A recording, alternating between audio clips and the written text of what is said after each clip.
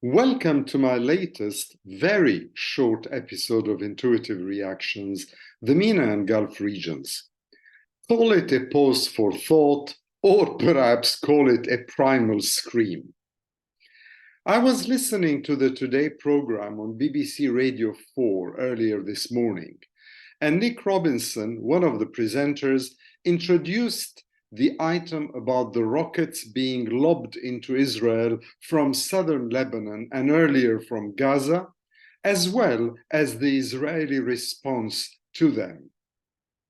First, I heard the familiar voice of Rami Khouri from Beirut, who spoke about the cruel despair of Palestinians. And then there was Gil Hoffman, head of Honest Reporting and formerly of the Jerusalem Post. He spoke about how Israelis would love Muslims, Christians, and Jews, in other words, those living through the seasons of Ramadan, the Paschal Holy Week, and Pesach, to live happily and peacefully together. He also referred once more to the allegation that Muslim worshippers are barricaded in the Al-Aqsa Mosque as if they are terrorists huddled in a Muslim sanctuary, and Israel has no other choice than to go and brutalize them. We've seen the videos. I don't need to add any more commentary on that. So let me pretend for a few minutes this morning that I am Nick Robinson during this Today interview. And by the way, he's one of my favorite presenters on Today. And let me clarify a few points to my viewers without the two-sidesism of the BBC.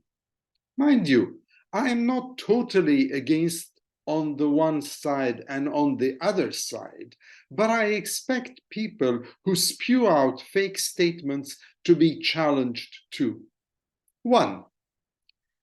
Palestinian Muslims and Christians cannot celebrate their religious seasons happily when the settlers are rampaging their lands, their properties, and devaluing their very worth as human beings living under occupation, or in the case of Israeli-Palestinian Arabs in the 1948 area, under second-class status.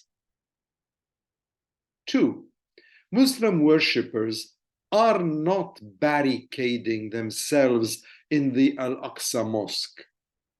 They are spending the night, and sometimes more than one night, in prayer during the holy month of Ramadan. The word in Arabic is i'tikaf.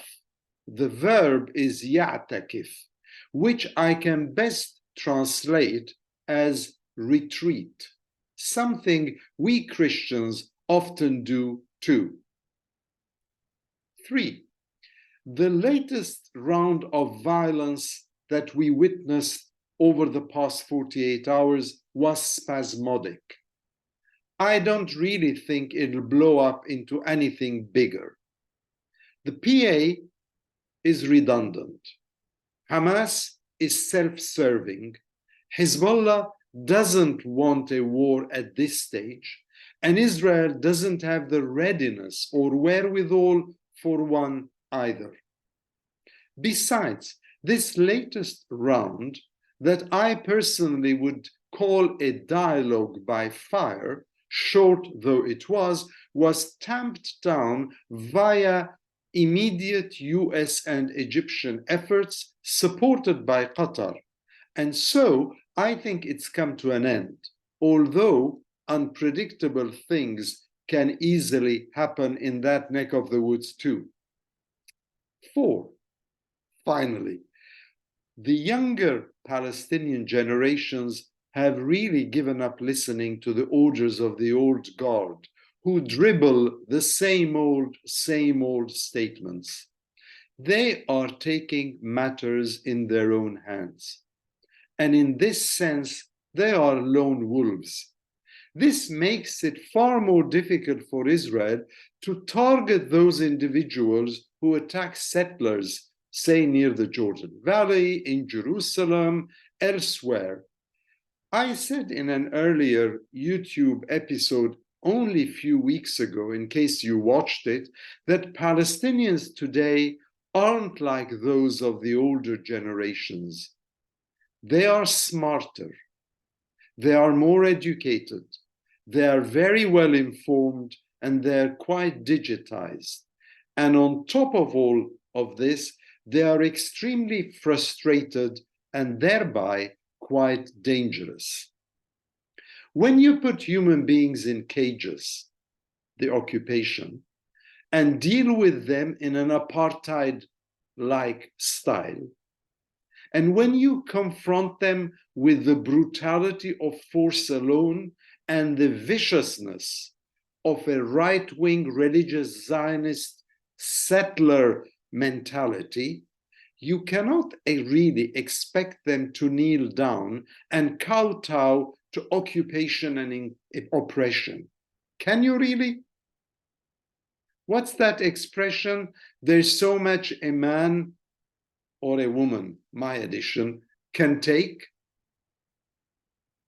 Now, enough of me being Nick Robinson, let me be Harry again. If you, the viewer, hopes that all this will come to an end, then something must be done about the occupation. The world is changing. It is changing in dramatic ways. Geopolitically, digitally, in every sense, economically, the alliances are shifting. The global north and the global south are intermingling in different ways. But the dinosaurs, like some of our esteemed politicians in the MENA region and elsewhere, simply refuse to believe in Darwin's theory of evolution. They still come on television, they still think, they still act as if we are somewhere in the middle to late 20th century. 2023 is not 1948, it's not 1967, it's not 1973, it's not 1996, it's not any of those. Times have changed, and there is an awareness, a consciousness, a realization that you can pummel someone's dignity so much until that person explodes and leads everyone, himself and others, into zones of peril and danger. So, forgive me to end here on a rather gloomy note, but it's an end that links up quite well with where I started. And let me basically say, Ramadan Mubarak to Muslims, Chag Sameach to Jews, and a blessed Easter to Christians, all living in this troubled land we're so fond of calling the Holy Land.